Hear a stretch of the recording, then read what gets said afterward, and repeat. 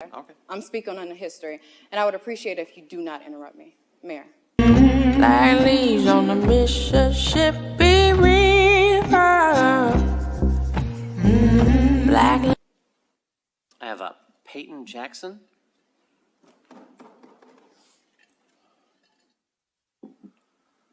If you could state your name and address for the record, please. Good afternoon, Council. My name is Payton Jackson. Are you aware that the only way to grow is to be uncomfortable? So, let's get uncomfortable. What is your biggest monthly expense? Housing is usually the answer. But one way to curb that and afford the ignorance of increasing rental prices is through home ownership. But thanks to Roosevelt and the Home Owners Loan Act, my people were stripped of yet another American dream. My child will be the first generation in my family to inherit a property, all because a white man had access to red crayons and maps instead of his coloring book. By way of redlining, financially speaking, we could afford the properties, but we were legally blocked by the local and federal government. 98% out of 100, 98% of home loans went to white people, all because you never expected to be my neighbor, unless I was in the outhouse. Because when I move in now, values decline. But when you come back, it's gentrified. And now we can't afford rents in neighborhoods that we grew up in. But I'm guessing, just like how y'all tried to force us back to Africa, it's just another one of your covered sins. Ma'am, Louisville is one of the most diverse cities in North Texas. So I would appreciate it if you would keep your comments general as opposed to They are general. Okay. They are general. I'm I'm not attacking you, sir. Okay. I'm speaking on the history, and I would appreciate it if you do not interrupt me. Mayor.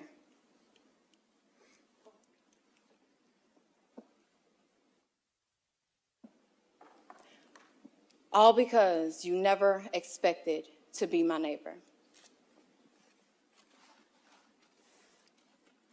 Black America lost trillions of dollars in equity and opportunity costs, all because after kidnapping us, enslaving us, raping us, breeding us, selling us, trading us, black codes, sharecropping, convict leasing, peonage, oppression, Jim Crow, and even police brutality, to this day, you never expected to be my neighbor. All for reparations say I. The ayes have it. The next time a citizen is talking, hold your tongue.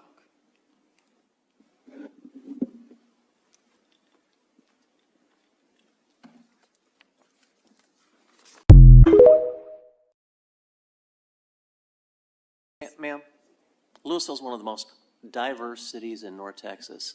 So I would appreciate it if you would keep your comments general as opposed to They are general. Okay. They are general. I'm not attacking you, sir. Okay. I'm speaking on the history, and I would appreciate it if you do not interrupt me. Mayor. Like leaves on the Mississippi River. Black. I have Payton Jackson.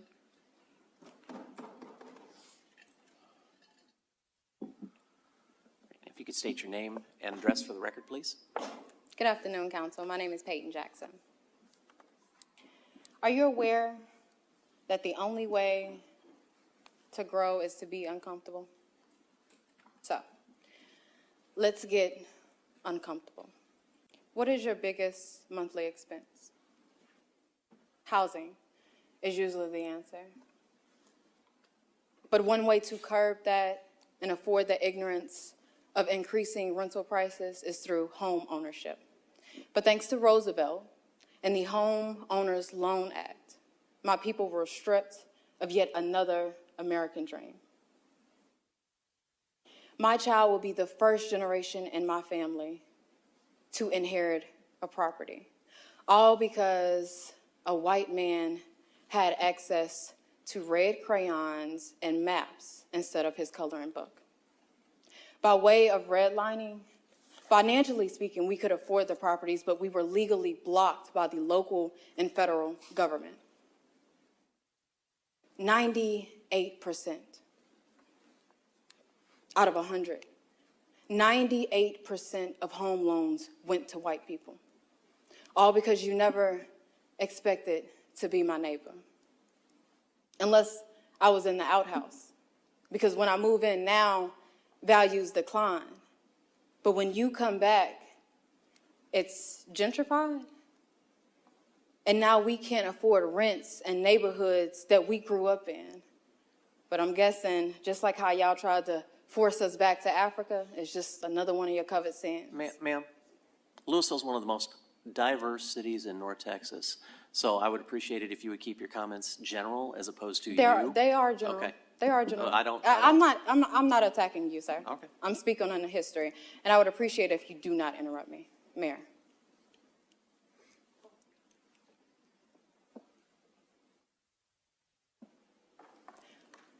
All because you never expected to be my neighbor. Black America lost trillions of dollars in equity and opportunity costs, all because after kidnapping us, enslaving us, raping us, breeding us, selling us, trading us, black codes, sharecropping, convict leasing, peonage, oppression, Jim Crow, and even police brutality, to this day, you never expected to be my neighbor.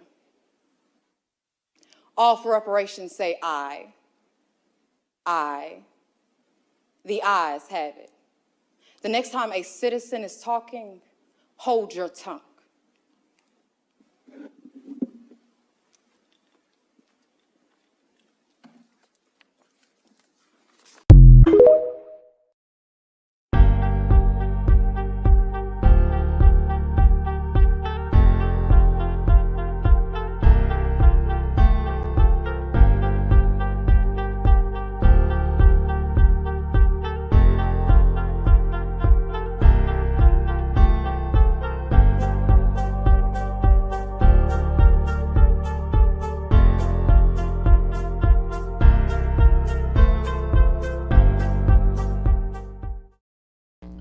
Hey, what's up, everybody? Welcome, everyone, to the Wednesday morning episode of Walking This Way's Impact Voice podcast. I'm your host, Furman Jackson Jr. This one of my guests is no stranger to the podcast. My guest is a voice to the voiceless. She's about changing how things need to be done. In the Bible, Proverbs 29:2 says, when the righteous are in authority, the people rejoice. That saying puts me in the mind of her mission. I want to welcome Payton Jackson to the podcast once again. She's on a mission, she's on a journey, she's on assignment to bring forth change, not just for her, but for her generation and for her son. And I just want to welcome her once again to the podcast. Good morning to you, and thank you for taking time out your productive schedule to hang out with me this morning. Of course. Thank you. Good morning. I hope that you slept well. I hope that you have a productive day today. Anybody that's watching, I hope that y'all have a productive day today. And of course, thank you for inviting me back again. It's always a pleasure. And I appreciate you. I know right now for the month of May, I'm doing the New Faces of Dallas series, so we know it continues. And I know you're one of the new faces, even though you resident here in the DFW. You've been here for some time. Yes. Just really showcase individuals like yourself who are doing extraordinary things in the city, in the community, just in the great state of Texas, around the city, most importantly. But since the last time you was on here, what have you been up to? Running my mouth. So the last time I was here, we spoke briefly about some of the speeches that I have been doing. In February, I made my first speech for reparations. Because for the last couple of years, I've been asking about reparations to both candidates and politicians. No one said anything about HR 40. HR 40 is a bill for reparations or the of reparations, and nobody said anything about it. So when I found out about it, I did some more research. I advocated for it, but then I started fighting locally because the councils have access or the power to actually commit to reparations and issue them. Um, I started in Fort Worth. I felt ignored, so I decided to travel North Texas and go to 11 different cities and speak on reparations. And that's what's up. And I know you've been on this journey, and I know you've been on this mission for a while, and you just been pushing it, and you just really just been taking it to the next level. And my next question is, have you been viewed from people as a revolutionary? Absolutely. Um, I usually don't pay attention to how people view me because I have my own opinion of me. But yes, multiple people view me as a No. revolutionary. Well, I'm at well, you consider yourself a revolutionary. Absolutely. Absolutely. So I know you're making change, and what you is, you are the definition of breaking the algorithm. When I say breaking the algorithm, you're not going along with how the world say you're supposed to be, but you becoming to the knowledge of being a free thinker, questioning Right. things. We was always programmed not to question everything, where it came from religion, our upbringing, you name it, was programmed to think a certain way. But you broken the algorithm to say, you know what, I'm not worrying about what people see me as or who they portray to me just because I'm a woman of color. I'm supposed to act a certain way or act naive, but you broke those barriers because you're your own woman, and I just want to applaud you for that. Right. Oh, thank And you. I mean, I just give facts. That's what it's all about. And then my next question is, was you always an outspoken individual? No. So I was actually silenced as a child, um, in more ways than one. And from that, I became a people pleaser. I've always been a giver. Um, but a little while ago, I stopped doing that and I started speaking my mind. So, no. But you know what? And that's a good thing because we know that our hearts can get us in the world of trouble when we giving, looking out for people. Once again, it's that program of in the beginning, not telling people no, afraid to tell people no, worry about what they gonna think, what they gonna say. And then what it does, they manipulate you, is they take your kindness for weakness. And it doesn't get us Right. anywhere. But it benefits them, but at the end of the day, it really don't benefit us. So I understand Right. exactly where you're coming from. And I know recently you worked along with the mayor candidate for Fort Worth, Texas, Jennifer Castillo. How was the journey? And also, what all Yes. you heard from her? I love Castile. She's an amazing woman. It was an amazing journey. I learned a lot. A shorter list would be to tell you what I didn't learn.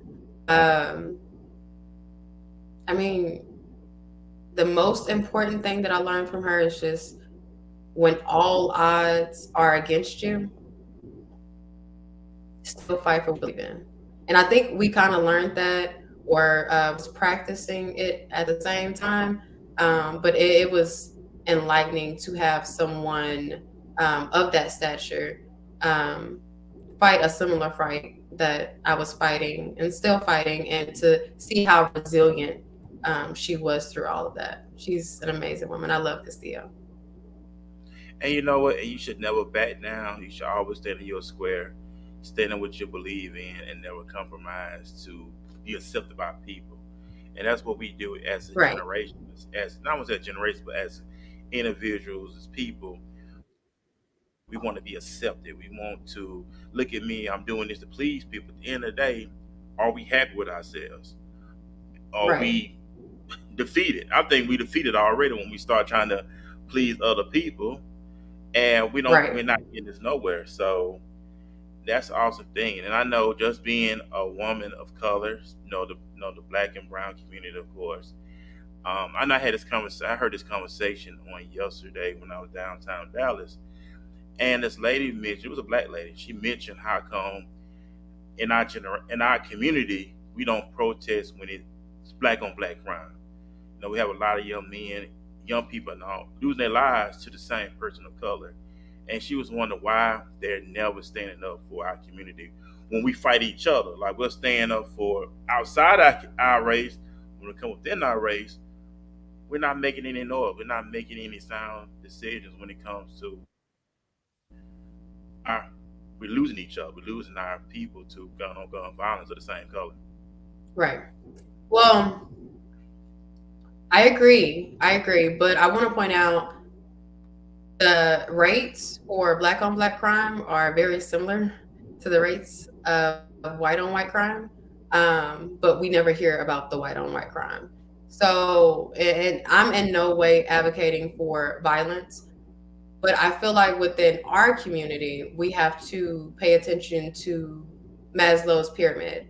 I think that we are stuck at the bottom of that pyramid and we're lacking resources. Not that the information or the things aren't there, but maybe we need to connect more as a community, to have something to lose. Because when people have things to lose, they're not out in the streets trying to shoot him or her or them, or acting senseless when it comes to violence, gun violence, or violence in general.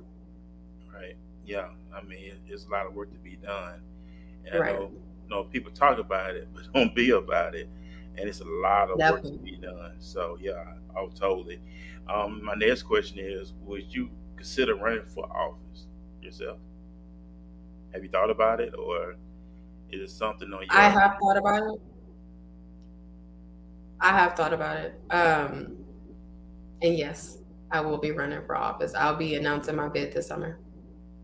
Awesome. Hey, that's what's up right there. Taking that chance, just stepping out the comfort zone, which you're already out your comfort zone anyway, but just really know Right. that the sky's on the limit for great and possible things. And my next question is: have individuals view you as being intimidating without getting to know you? Oh yeah. I mean, that come with the skin color. Absolutely. That was way before I started speaking, but people are actually surprised when they speak to me after or before the speeches because I'm nothing um, like my personality isn't my speeches. Like I'm a strong, heavy speaker, but I'm a really nice person, and you don't get that. You don't get that side of me when I speak. So yeah, they're really surprised that I'm not like the angry black woman. Yeah, yeah. Because I mean, do they actually? I know being a woman of color and you being who you are, I know you get labeled a lot as being angry, bitter, all kind of stuff, but you don't allow that to discourage you because at the end of the day, their comments don't define you who you are as a woman and as an individual. So people gonna say what they gonna. Right, So let me right. ask you this: would you consider writing a book about your life one day? Yes. So I already have a book out that I wrote about my life up until I was 24, 25. And I'll have to update that within the next decade. Okay, So yeah, awesome. I don't think it'll be a totally different book, but I'll do like a part two or volume two. And awesome. And besides working in the fields, besides you doing these different speaking engagements, what do Peyton do in her relaxation time, your meditation time? Meditate. But no, I read. I'm a runner. I run 2 miles every morning, except for this morning. Uh, I read. That's pretty much all that I do all day is read. Well, Read, read, they read. what reading is fundamental, and they say readers make great living. That's I love reading. I read books all the time myself, and when you read, you have a lot to talk about. It helps you articulate your words and all that other good stuff. So keep reading on. So I know you Right. had a speaking engagement on last night. That's what we're doing the show this morning. How was it? Yes. Let the listening audience know what the outcome was. Will we see video footage of it? So hey, take us on that journey from happening last night. Of course. So first I want to say thank you because this was planned months in advance with you, and I had to reschedule with you. So thank you for being so flexible. Last night was amazing. Um, the first politician, man or woman, black or white, the first politician stood up in support of reparations. I don't know if we're gonna see it, but it's just I've been to 8 or 9 cities in North Texas, and very first, his name is Councilman Brandon McGee. I'm talking about no private support. It was very public. He was on the dais agreeing with me on reparations. And I talk heavy, so that's huge. And we're connecting right now to see how we can come to the table on anything. But I went to Denton last night to speak on Quakertown, the Seneca Village of Texas. And for those who don't know what Seneca Village was, it was Central Park replaced, displaced Black families to build a park. So somebody reached out to me from Denton and informed me of it because I had no idea.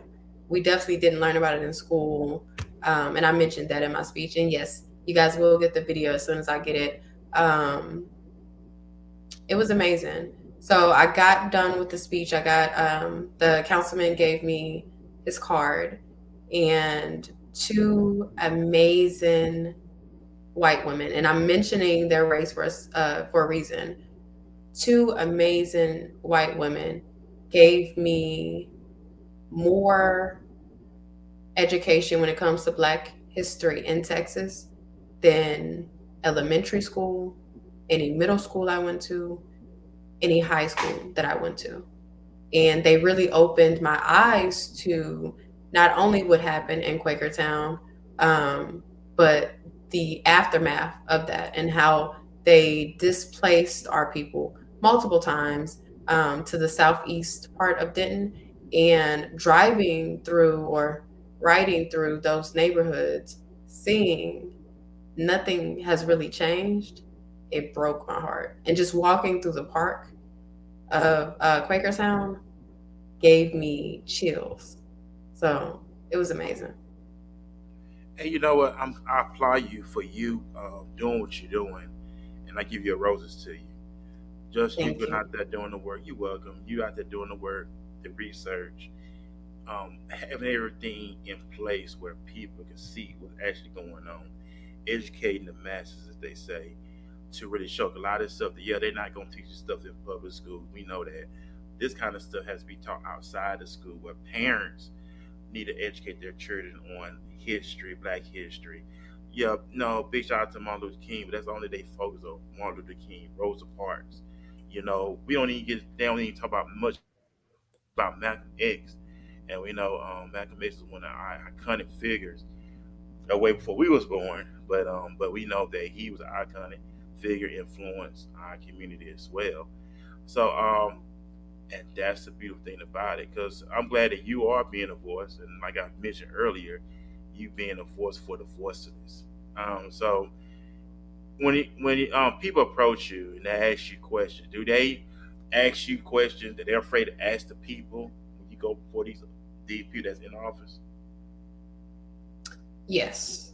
I want to say almost every city that I've been to, they not only ask me questions, but they ask me to come back and speak for them or tell their story, either because they are quote unquote voiceless, or they feel or felt ignored by their council, which is heartbreaking. But unfortunately, it's not abnormal. Yeah, it is. And I know that you invited me and Coach Shay to the one you did at Dallas.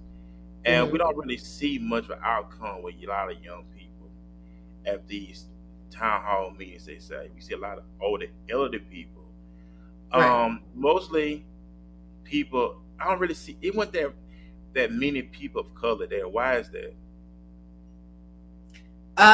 Well, one in Dallas, they hold their meetings in the morning. Not sure why. Some cities like they'll have work sessions or other meetings throughout the day, but for the regular meeting, they'll hold it at night for the citizens. But unfortunately, Dallas doesn't do that. So I want to blame the city for that. I don't want to say it's our people because our people do show up in Dallas, especially when it's important. Unfortunately, sometimes something tragic has to happen, but it's not really accessible to the working class. Um, and you've seen what they did. They did the first Yeah. five speakers. They paid attention to the agenda. They got the money out of the way, and then they took a 4 hour intermission in between speakers. That's not accessible to the working class. Like I have a child. I had to travel, or I had I not had my resources at hand, I would have had to travel back to Fort Worth, pick him up, drop him off somewhere else, and then come back just to speak for 3 minutes. So, I mean, I don't want to blame our people for that. Yeah, I mean, that was crazy. Because I was thinking it was going to be at the time you told us that we came to support you. And for them Right, to take a long break like that, who wants to hang around that when they have other stuff they have to do? right, But we know there are motives behind what people do. 'Cause they feel like, okay, we wait that long, we're tiring them out. They tend to span is short, they'll just move on. We got to worry about it. But we all know that it's part of the thing they do to right. discourage people. We know when you on assignment, you're on the mission, you know that's go. I still got to do this. I still got to say this, no matter the outcome. Because we know stumbling blocks try to go before us, but we not those stumbling blocks. They try to move the goalposts up, but you still keep breaking through those barriers. So like I said, keep doing what you're doing. So let me ask you this. Next question is, what is Mhm. next for Payton Jackson? Finishing up this tour. Oh my God, I'm not gonna stop fighting, but I am about to stop talking about reparations. I have 2 or 3 more cities to go to. Sorry. I have 2 more cities in Texas, and I guess I'll tell you guys now. It's not confirmed yet, but it looks like the last city of the tour will be in Tulsa because I was asked to be the keynote speaker for Black Wall Street this year for the anniversary. So that's everything that's on my plate as far as immediate. But once I announce my bid this summer, um, I'll be hitting the ground running with this campaign. So wish And me luck. you know what, Peyton? I wouldn't even say luck because I don't like that term luck. Because luck, when people say that, even though it's to me, it's like a negative vibe. But I won't wish you luck. I know I'm gonna say you're gonna do your best. That's what I'm gonna say. But Yes. no, having that system, have everything in place, especially you being a young woman, bringing in the new swag or what you want to say to the office. We know we have a lot of old heads that have their old way of thinking, Yes. but you want to bring in that new flavor, that new sound. It's time to take it to the next level. That's what I want to say. Right. Right. Get out of that old way of thinking and bring forth a new way of thinking. And I know you have a lot of great ideas that you want to mention. So what I'm asking you, when you place your bid, do you have a mentor that you're going to seek, or how that's working out? Also, those how are you doing it? Just you to you, or are you going to have somebody along that's going to show you the ropes? I don't have one person. I over the years um I want to say expanded my network, but it's really a family. I have amazing mentors in Dallas and Fort Worth, all over the Metroplex, really even out of the state, to lend me advice and give me what I need without trying to control me. Because what I've endured within the last few years in politics is, oh, you can't do that. That old way of thinking, oh, you can't wear that. Oh, you can't say that. I won't be running my campaign probably like anything you or anyone else has ever seen, especially from our people. I don't strive to be politically correct. I think that that's a waste of time. I'm going to tell you the truth. It'll be factual. You can take it or you can leave it. I will not allow any society to negate what I wear. I won't necessarily have my shoulders out as because I don't really like how my shoulders look on camera, but like how they did Michelle Obama, yeah, that's not me. That's not me. You will not try to degrade me or my mindset or my knowledge or my experience because I'm wearing a dress or a pantsuit. You know how they treated Right. Hillary Clinton. Women are critiqued endlessly, and I won't tolerate it. Um, so from the outfits to how I talk, I won't be tolerating much, and I think that that's going to shock a lot of people how I stand up for myself. So I mean, it's I, all about I breaking. I I should say good luck to them because I don't need the luck, but good luck to them. Right, that's it. That's the attitude to have. That's the attitude to have. And I know it's all about breaking the algorithm. You know what I'm saying? That's what it's all Right. about. And to really be you. You know what I'm saying? I remember we had a guest from Atlanta on here, up and coming singer. And when she did a show for an Apollo, the people wanted her to wear a certain outfit, and she didn't want to be known for that. She didn't want to known be. She wants to be known for her talent.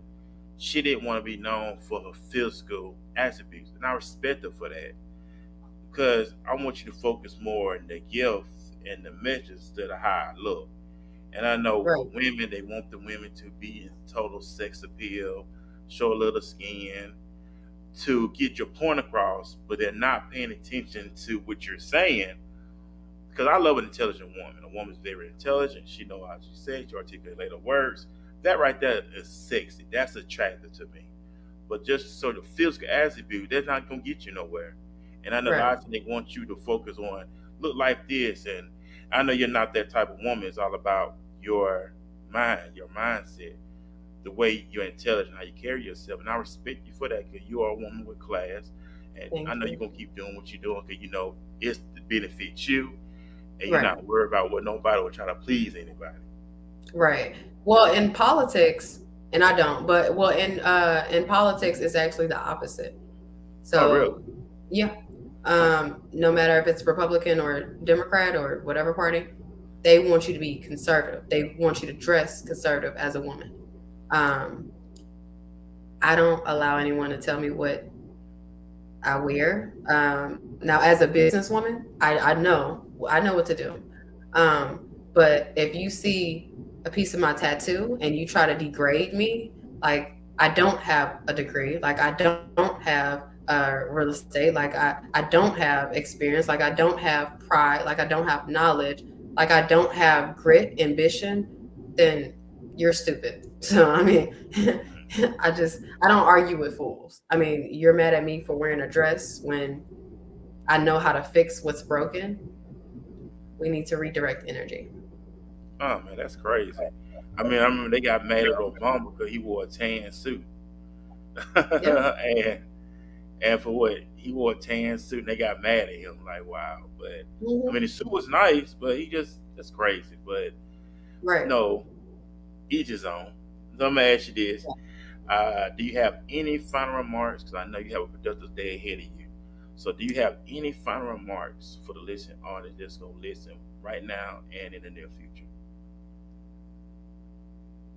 Outside of go pick up a book, make sure that if you are in the DFW, even if you're outside of the DFW, go get registered to vote because I'll be on the ballot.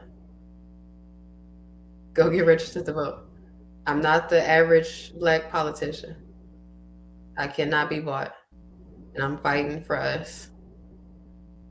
I'm fighting for And us. that's So and that's what's up right there, Paige. Keep doing. So you're about most likely you'll be like the youngest one on the ballot, correct? yeah. Wow. So you want to Well, take over? I can't foresee the future, so I Right. don't know who's planning. But yeah, I'm usually the youngest to do whatever I'm doing. So yeah. Man, that's what's up. So I know you had the tour going on. Where can people expect you next on this tour? How can they be involved, and how can they come out and support you? The best way to support me is sharing the content. I don't disclose where I'm going to be before I'm done, just Okay. because I talk heavy. A lot of people don't like me. A lot of people want to stop me. So to avoid all of that, I never say where I'm going to be before I get there, before I'm done. Um, but each and every city I go to, every time I speak, even outside of the tour, because I'll still have to speak because people keep asking me to share their story. I'll always post the video so you guys can see. Yeah, I respect that. I mean, yeah, to the three. Have you had? I know you was. I know you did some a while back at one of the town hall meetings in Fort Worth, Hmm. and Hmm. you spoke some truth, and the individual got upset about it. How was that feedback from that? Which one? We talked to the lady, and you mentioned something The about one that her. left. Yeah, the one that left. Um, yeah, that was the first reparation speech, and I quoted Mayor Parker of Fort Worth. I used one of her quotes that exposed that she had, I don't want to say connection, she had a friend that was a part of a KKK family. Mm, And she got up and walked out. And the entire city, the entire dais of that city council let citizens go and vote without having that knowledge. wow. So that's all I'll say about that. Well, you know, I respect you because you strong. I respect you that you don't move up your square and you don't compromise and you say what you mean. It's all about being accountability, right? It's Right. all about accountability. And people hate the word accountability. They hate to be accountable for their actions. They Right. prefer to have yes men and yes women around them, knowing Hmm. deep down inside they're wrong, but they don't want to tell them they're wrong. Right. But all you're really doing is holding people accountable and Right. just own up to what you done and say, you know what, and just say, you know what, yeah, I did. Yeah, I messed up on that. Whatever you want to say, yeah, I effed up. Whatever you want to say, and just be accountable. And that's all you're really doing. Hey, just be accountable, and that's what it's all about, right? Right. Man, You're that's what's up, right? absolutely right. So, like I said, we had a great time. I'm glad you took time out your productive schedule to hang out with me this morning here on the podcast. Like I said, we are live streaming right now on Facebook, Twitter, and YouTube. I'll give a big shout out to those who's going to listen on Spotify, Apple Podcasts, Google Podcasts, and all social media platforms as well. Of course, you can catch up clips on my TikTok page, Instagram, on YouTube Shorts as well. You can check out the clip. You go back, check out the full episode as well of this also. So, man, that's what's up right there. So, I thank you, Payton, once again. I know you got to get back to your assignment. I know you get back on your mission and stuff like that. And I appreciate you hanging out with me this morning here on the podcast. Do you have any shout outs you want to give to before we get up there? Shout out to Councilman Brandon Lee, again, for being the first politician in North Texas, black or white, to stand up publicly in support for reparations. The first one out of 9 cities that I've been to. That's huge for me, and I can't wait to work with him. And that's what's up right there. And I I give you your roses. Keep doing what you're doing, of course. And we're about to ready to get off the air this morning, ladies and gentlemen. I will be back here tonight here on Walking This Way's Impact World Podcast at 7 p.m. It'll be me, Desiree, here on the podcast tonight. We'll be interviewing an artist here in the DFW. So that's going to be very exciting. So, man, y'all have a great morning. Enjoy your day. Get some stuff done. If you're off today, whatever you got to do today, make the best out of life. And remember, this is already May 17, 2023. We almost halfway through the month of May. We're about to get into the 6th month, y'all. So let's make sure we on our, everybody keeps saying purpose. Make sure we're on our assignment. Make sure we're on our mission statement. And most importantly, remember the graveyard. Everybody had one thing in common. They thought they were going to see tomorrow, and they didn't. Let's live life like it is our last. And once again, I'll be back with y'all here on tonight, 7 p.m., here on Walking This Way Impact Wars Podcast. And ladies and gentlemen, y'all have a great day. Peace, everybody.